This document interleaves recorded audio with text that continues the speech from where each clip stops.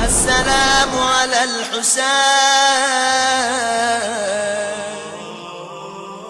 جب گھر کا ایسا ماحول ہوتا تو 13 برس کا بچہ بھی تڑپ رہا ہے کہ کل کے شہیدوں میں میرا نام ہے کہ نہیں. کسی کو کہنے کی ضرورت پیش نہیں آ رہی ہے. خود بچے کے دل میں یہ سوال پیدا ہو رہا ہے. اور سلام ہو ہمارا حسن کے یتیم قاسم پر، اور سلام ہو ہمارا قاسم کی بیوہ ماں ام فروا پر. کربلا کے میدان میں اہل بیت کے گھرانے کی جتنی بیویوں نے اپنے اپنے جگر کے ٹکڑے راہ خدا میں قربان کی، ان سب میں ام فروا کا کیس اس لیے ڈیفرنٹ ہے. مرد نہیں سمجھیں گے، عورت سمجھے گی کہ جوانی میں بیوہ ہو گئی ہیں یا وڈو ہو گئی ہیں. جوانی میں عورت بیوہ ہو جائے اور ایک ہی اس کی اولاد، وہ اپنی ساری زندگی اس اولاد کی خاطر گزارتی، اور اب ایک ہی خیال، ایک ہی کنسپٹ اس کے ذہن میں ہوتا، جلدی سے میرا بیٹا جوان ہو، میں اس کی شادی کروں اور اپنے ساری زندگی کے پرابلم کو بھول جاؤں. لیلا نے اکبر قربان کیا لیکن لیلا بیوہ نہیں تھی. رباب نے اصغر قربان کیا لیکن رباب کا سواگ سلامت. زینب نے اون محمد قربان کیے لیکن عبداللہ ابن جعفر طیار تھے. ام فروا وہ کیس ہے کہ جوانی میں شوہر کو کلیجے کے ٹکڑے ٹکڑے تشت میں گرتا دیکھا، اور 1 سال کا قاسم گود میں. اور ام فروا کو اب تک وہ منظر یاد کہ میرا آقا اور مولا حسن مجتبی معاویہ کے دیے ہوئے زہر سے کلیجہ ٹکڑے ٹکڑے ہو رہا، لیکن اس وقت بھی مجھے بلایا اور کہا کہ اے ام فروا، میرے بیٹے کی زندگی میں ایک بہت ہی مشکل وقت آئے گا، میں ایک تعویذ دیتا ہوں، یہ حفاظت سے رکھنا، جب میرا بیٹا بڑا ہو جائے تو یہ تعویذ اس کے بازو پہ باندھ دینا، اور جب اس کی لائف کا سب سے مشکل مرحلہ آئے تو یہ تعویذ کھول کے دیکھ لے. تعویذ باندھا جاتا ہے جان کی حفاظت کے لیے. ام فروا کو بھی نہیں معلوم تھا کہ یہ تعویذ کہاں یوز کرنا. 1.5 سال کا قاسم ماں کی گود میں، شوہر کا کلیجہ ٹکڑے ٹکڑے ہو کے تشت میں گر رہا ہے. روتے ہوئے تعویذ سنبھالا، لیکن اب جب قاسم بڑے ہونے لگے، ام فروا قاسم کو دیکھتی ہیں اور ایک نئی زندگی ملتی ہے. میں نے تو بے بگی کے عالم میں جیسی زندگی گزاری.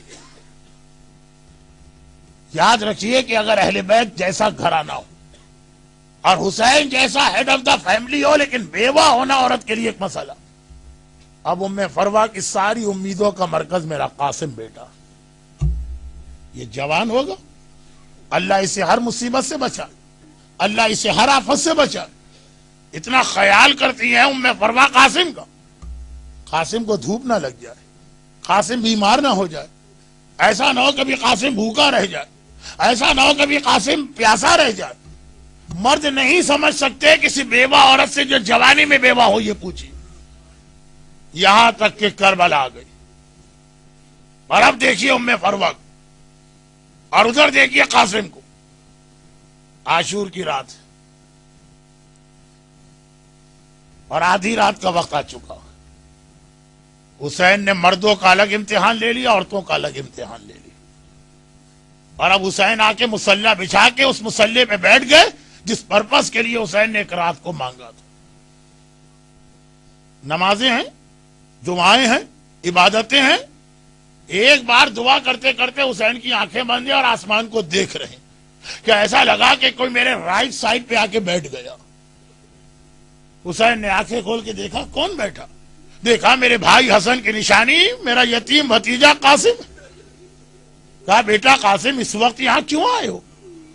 جاؤ جا کر اپنی ماں کے پاس بیٹھو.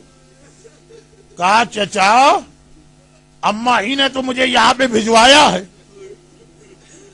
اور یہ کہہ کے بھجوایا ہے کہ قاسم بیٹا، تیری ماں سیدانی نہیں ہے، امتی گھر سے آئی ہے، ایسا نہ ہو کل کے جہاد میں تیر و تلوار دیکھ کے تو ڈر جائے اور تیرے قدم پیچھے ہٹ جائیں تو دنیا کہے کہ حسن کا یتیم پیچھے نہ ہٹتا، یہ ام فروا کے دودھ کی خرابی۔ بھائی اتنا پوچھ کے آ جاؤ آقا سے کہ کل کے شہیدوں میں تیرا نام ہے کہ نہیں ہے۔ قاسم کہتے وہ چچا مجھے یہ بتا دیجئے کل کے شہید ہونے والوں میں میرا نام ہے کہ نہیں ہے۔ دیکھیں 13-14 سال کی ایج اتنی کم بھی نہیں کہ ہم کہیں قاسم کو یہی پتا نہیں کہ جنگ کسے کہتے ہیں۔ حسین نے کہا یا بنیا پہلے تو یہ بتا کیفا عندک الموت، کل کی مرنے کی بات کر رہا ہے، موت کہتے کسے ہیں؟ کیا جواب دیا قاسم نے؟ پورا اسلام آ گیا کہ اعلی من الاصل، اللہ کے نام پہ جو موت ماری جائے وہ شہد سے زیادہ خوشگوار اور شیرین ہوتی ہے۔ لیکن چچا آپ نے یہ نہیں بتایا میرا نام ہے کہ نہیں۔ اب حسین قاسم کو دیکھتے، دیکھیں کچھ رشتے ایسے ہوتے ہیں کہ آدمی کتنا بڑا ہو جائے پھر بھی چھوٹا رہتا۔ ایک ماں اور بیٹے کا رشتہ، بیٹا کتنا ہی بڑا کیوں نہ ہو جائے ماں پھر ہمیشہ بڑی رہتی۔ بڑی ایج کا آدمی بھی ماں کے پاس جا کے بچہ بن جاتا۔ اور ایک ہوتا ہے چھوٹے بھائی کا رشتہ۔ قاسم کو دیکھتے ہیں حسین کو اپنا بڑا بھائی حسن مجتبی یاد آ جاتا، ایک بار گلے سے لگا لیا، قاسم کے جسم کو سونگ رہے اور کہہ رہے قاسم بیٹا تجھ میں سے مجھے اپنے بھائی حسن مجتبی کی خوشبو آ رہی، کاش میرا بھائی آج کربلا میں میرے ساتھ ہوتا اور دیکھتا اس کا حسین کس امتحان کو دے رہا۔ حسین کی بات بھی بالکل لاجیکل، حسن کو یاد کر رہے، پوری زندگی دونوں بھائیوں نے گزار، لیکن قاسم تو بے چین ہے نا۔ جب 3 مرتبہ سوال کیا اور کوئی جواب نہ ملا تو ایک مرتبہ گھبرا کے کہا چچا میں سمجھ گیا کل کے شہیدوں میں میرا نام نہیں ہے، تبھی تو آپ میرے سوال کا جواب نہیں دے رہے۔ ایک بار حسین نے کہا قاسم تو اپنی بات کرتا، کل کے شہیدوں میں تو اصغر کا نام بھی شامل ہے۔ بھائی اتنا سننا، 13 سال کا شہزادہ جوش میں آ کے کھڑا ہو گیا، چچا کیا یہ بے حیا فوج ہمارے خیموں میں داخل ہو کے اصغر کو شہید کرے گی؟ قاسم ہر مصیبت کے لیے تیار ہیں، فوج بے حیا ہمارے خیموں میں نہیں آنا چاہیے۔ حسین نے جواب دیا نہیں قاسم بیٹا، اصغر خیمے میں شہید نہیں ہوگا، تیرا چچا اپنی گود میں لے کے جائے گا اور اصغر مارا جائے گا۔ شاید حسین نے تفصیل اس لیے نہ بتائی کہ خالی یہ تصور کر کے کہ فوج بے حیا خیموں میں آ کے اصغر کو مارے قاسم سے برداشت نہیں ہو رہا۔ حسین کیسے بتائے بیٹا قاسم ارے یہ فوج تو اس طرح خیموں میں آئے گی، خیمے جلائے جائیں گے، چادریں چھینی جائیں گی، ارے تیری بہنوں اور پھوپھیوں کے کوڑے مارے جائیں گے۔ خوش خوش قاسم واپس اپنے خیمے میں آیا۔ کربلا کا شہید قاسم ایسا شہید جس کی 2-3 خصوصی مصائب، جن میں سے ایک بات، اب قاسم آیا اگلی دن صبح کا وقت ہو گئے، جہاد کربلا شروع ہوا، اور جہاد کربلا میں ہر شہید نے حسین کا پورا ساتھ دیا، مگر ایک مصیبت ایسی جس میں کربلا کے کسی شہید نے حسین کا ساتھ نہ دیا، خالی قاسم نے ساتھ دیا۔ ایک مصیبت، اور وہ یہ ہے کہ جب حسین مارے گئے تھے اور عمر سعد نے فوجیں تیار کی تھی کہ لاشیں پامال کرنا ہے نا، تو ہر سپاہی کا جاننے والا آ کے اپنا لاشا اٹھا لے جاتا۔ ان کی فوج اپنے سردار کا لاشا لے گئی، حبیب ابن مظاہر کے قبیلے والے حبیب کا لاشا لے گئے، ارے حتیٰ اکبر کا لاشا اٹھ گیا، آنا محمد کے لاشے اٹھ گئے، مگر ایک حسین کا لاشا تھا جس کے لیے کوئی نہ آیا، گھوڑوں تلے پامال ہوا نا۔ مگر کربلا میں یا حسین کا لاشا پامال ہوا ہے یا حسن کا یتیم قاسم۔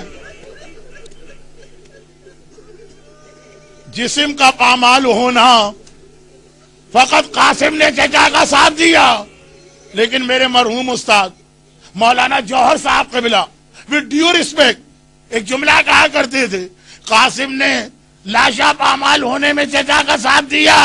مولا گستاخی نہ ہو تو عرض کروں، مگر یہاں بھی ایک فرق ہے، آپ کا لاشا شہادت کے بعد پامال ہوا، حسن کا لال زندہ تھا جب ادھر کے گھوڑے ادھر دوڑے تھے، ادھر کے گھوڑے ادھر دوڑے تھے۔ اور یہ لاشا کس حد تک پامال ہوا، بس ذرا شہادت قاسم کے بیان کا انتظار کر لیجئے۔ صبحوں سے لے کے دوپہر کا وقت آ گیا جب علی اکبر کا لاشا آ گیا، آن کا لاشا آ گیا، محمد کا لاشا آ گیا، ام فروا نے قاسم کو بلایا، کہا قاسم کیا میری رات کی بات صحیح ہو رہی ہے؟ تیری ماں سیدانی نہیں ہے اس لیے تو میدان میں نہیں جانا چاہتا؟ ارے میری شہزادی زینب کے لال مارے گئے، ارے میرے آقا کا 18 سال کا اکبر مارا گیا، تو اب تک کیوں زندہ؟ ہاتھ جوڑ، اماں چچا سے اجازت تو دلوا دے، میں بار بار جاتا ہوں۔ چچا ایک ہی بات کہتا ہے، قاسم تو میرے بھائی کی نشانی ہے، تجھے دیکھ کے مجھے بھیا حسن یاد آ جاتا ہے۔ ایک بار ذرا دیکھیے، یہ ہے کربلا کی ماں۔ حسن مجتبیٰ نے کہا تھا جب میرا بیٹا بڑی مصیبت میں پڑے تو تعویذ کھولنا۔ ہم اور آپ کہیں گے مصیبت کس کا نام ہے؟ کسی ماں کے بیٹے کی زندگی کو خطرہ ہو۔ آج الٹی بات ہے، بیٹے کی زندگی بچ رہی ہے، فروا کہتی ہے بیٹا اس سے بڑا اور کون سا مصیبت کا مرحلہ ہوگا، لا وہ تعویذ کھول۔ تعویذ کھولا، حسن مجتبیٰ کا خط تھا، بھیا حسین کربلا میں نہ ہوں گا، میری جانب سے میرا تحفہ قبول کر لے، میرے قاسم کو روکنا نہیں، یہ اپنے باپ کی جانب سے جا کے جہاد کرے گا۔ ام فروا حسین کی بھاوج ہیں مگر اتنی شرمیلی ہے کہ زندگی میں کبھی حسین سے بات نہیں کی۔ یہ تعویذ اور قاسم کا بازو پکڑ کے زینب کے پاس آتی ہیں، ہاتھ جوڑ کے کہتی ہے شہزادی بھئی یہ دیکھ لیجئے آپ کے بھیا کی وصیت ہے، میرے قاسم کو مقتل میں جانے کی اجازت دلوا دیجیے۔ حسین نے خط پڑھا، آنکھوں میں آنسو آ گئے۔ ہائے میرا بھیا حسن مجتبیٰ، جا قاسم بیٹا اب میں تجھے نہیں روکوں گا، یہ کہہ کے قاسم کو مقتل میں بھیجا۔ کربلا کے سارے شہیدوں میں قاسم اکیلا شہید ہے۔ جب حسین بھیج رہے ہیں حسن مجتبیٰ کی قمیص پہنائی مگر گریبان کو پھاڑ دیا۔ ارے گریبان عام لباس میں نہیں پھاڑا جاتا، کفن کے اندر گریبان پھاڑا جاتا ہے۔ ابھی سے بتا دیا قاسم تیرا چچا تجھے کفن پہنا کے بھیج رہا۔ السلام على الحسين